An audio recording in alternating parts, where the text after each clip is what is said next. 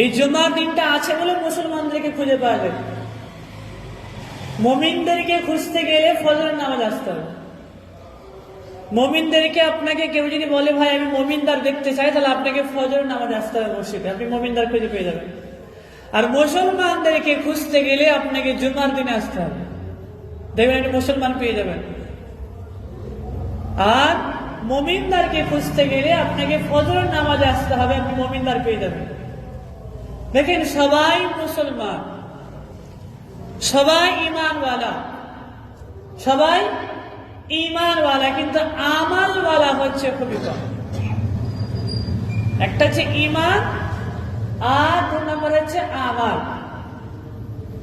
ঈমান তো সবাই এনেছে, যারা কলমা পড়েছে লা ইলাহা ইল্লাল্লাহু মুহাম্মাদুর রাসূলুল্লাহ সাল্লাল্লাহু আলাইহি ওয়াসাল্লাম, যারা কলমা পড়েছে তারা সবাই ঈমান এনেছে।